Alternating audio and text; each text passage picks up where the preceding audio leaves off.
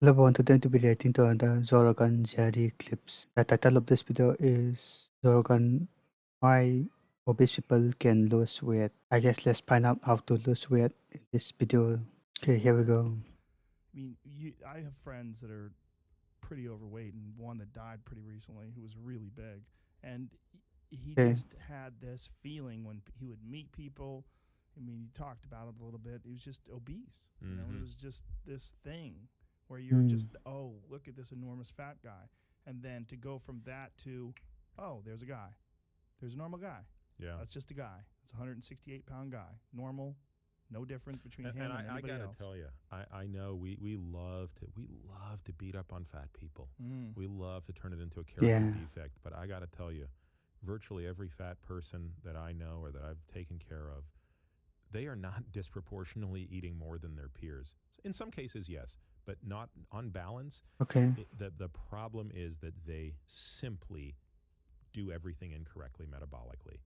You know, So their body is functioning incorrectly. yeah, So the body is metabolically functioning incorrectly. Let's see if he tells how to fix that. and it's, you know, And it's I think there's a exacerbated by their genetic diet. component. I think there are dietary exacerbations. I think certainly not exercising makes things worse. So there are lots of predisposing factors. But at the end of the day, what's happening is when you and I eat, like let's take a meal that like if you had pancakes, bacon, and scrambled eggs, that would be like a really good mix of, that'd be a third Okay. carbs, a third protein, a third fat. So that's like a shit ton of nutrient, right?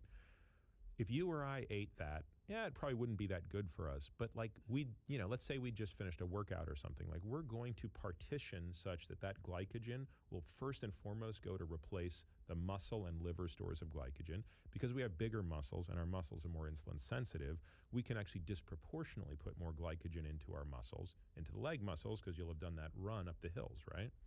And That makes then sense. furthermore, when we want to recruit energy again, we'll have the ability to actually go back and get fat, in other words, break down fat at lower ATP demands than necessarily always going to glycogen. So in other words, we partition fuel in a smarter way. And these patients, I mean, you can measure this clinically using something called RER and of course doing other blood tests. Like they can't break down their own fat. So their body is essentially broken in that regard, and that can be fixed with diet. It's a hard problem because the way I explain it to people So can it be fixed by diet? is, and I'm so clinically, I'm not interested in weight loss, right? I mean, Okay. that's just not. I'm much more interested in longevity, and yes, sometimes weight loss comes with that. But I like, if I ever get stuck doing weight loss, like I'm doing the wrong thing for my interest.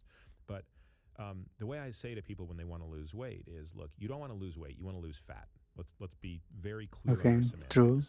Weight is irrelevant. Right, unless you're a cyclist or some athlete for whom the actual scale means something. But for people like us, it's you want to lose fat, not weight. And then when you say you want to lose fat, what does that mean in English?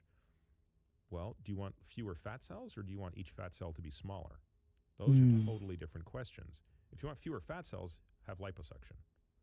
But we know that that doesn't fix you metabolically. So if you want if you want to be less fat, you have to have smaller fat cells. So in order to lose fat, we need to have smaller fat cells. Now, a fat cell conceptually has two inputs and one output.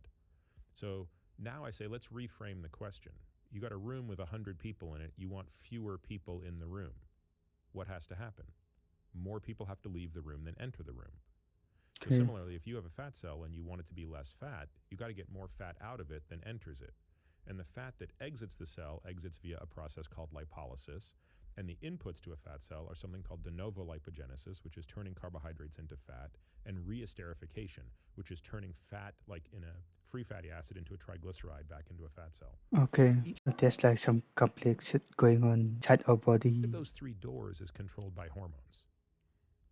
And so the purpose of nutrition or fasting or exercise or drugs or hormones or all these things is to manipulate those hormones in the direction of what I call negative fat flux, or what would be referred to in the literature as fat balance, negative fat balance.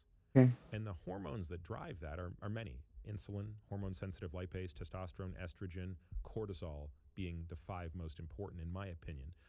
Maybe someone will disagree with that, but I think those are the five that rule the roost. And so, how do you manipulate those? Well, insulin seems to be the most important of the five. So how do you manipulate insulin? And there's no better way to lower insulin than to not eat.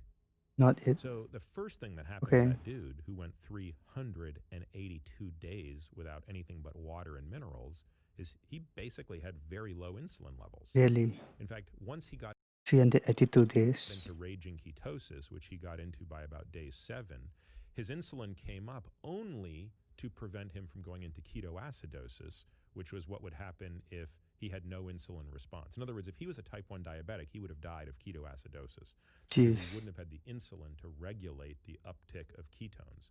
But if you or I did this, because we have a normal pancreas, we would actually make just enough insulin to suppress ketogenesis and keep that beta hydroxybutyrate level in the, kind of in the neighborhood of probably 7 or 8 millimolar, as opposed to getting north of 12 to 15, which is when you get into trouble. That actually makes sense. So, how do you manipulate insulin? Nutrition is the first way. If you can't fast, the next best thing is to reduce carbohydrates. Carbohydrates obviously are the most So the alternative is to reduce carbon dioxide intake. insulinogenic of food, although protein can be quite insulinogenic as well. It has a different response. And then that's when you start to think about these other things. I've seen patients where they just can't lose weight. And I watch what they're doing, and they're doing everything right, but they just can't lose weight. But Then you why? notice their cortisol levels through the roof.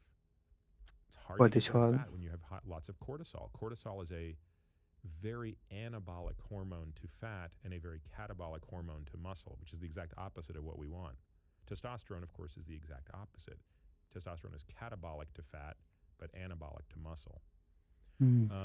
And then, of course, women have a harder time because once women go through menopause, they lose all the estrogen and all the testosterone. And so now they lose 2 hormones that play a very important role in regulating this. So Jeez. for these people that are having the issue with cortisol levels, that's exacerbated by stress, right? Yes. So stress actually exacerbates your weight gain. So in order to lose fat, we need to reduce stress. Absolutely. Wow, that's interesting. That's In interesting. addition You to a could eat whole the bunch of same other diet. stuff. You Yeah, could literally eat the same diet and gain more weight because of stress. absolutely. Wow. Damn. I didn't know Again, that. hormones are what's driving fuel partitioning. Hmm. You're responsible for what you put in your mouth, but in many ways at that point, like the hormones take over and decide where it's going.